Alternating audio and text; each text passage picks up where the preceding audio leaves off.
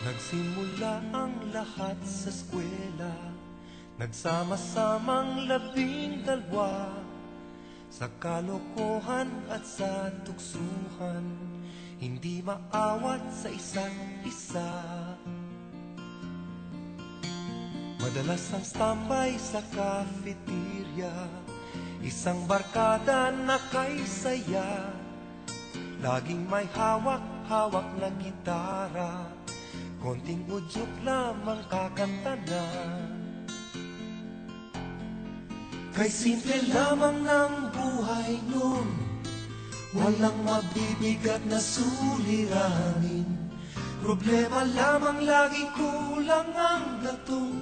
Sana napunta ang panahon, sana nga ba, sana nga ba, sana napunta ang panahon.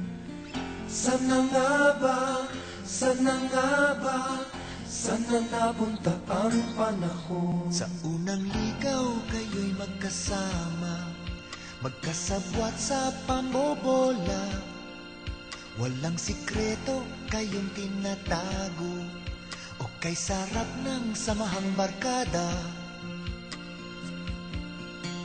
Nagkawatakan na sa koleyo, kanya-kanya na ang nakaraan, kahit saan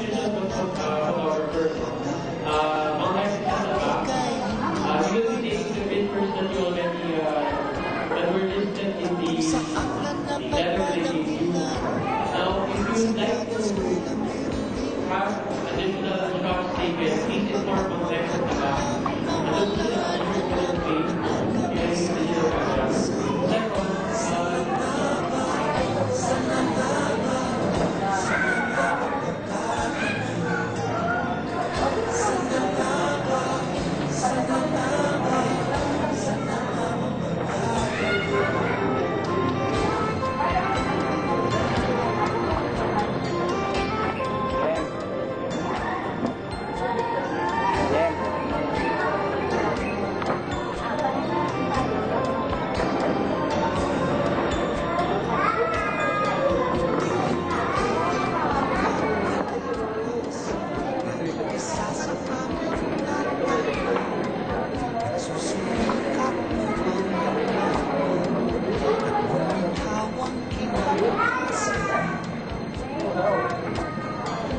paminsan-minsan kami nakikita, mga naiwan at natira, pagkaya nung araw namin sa eskwela, pag magkasama nagwawala.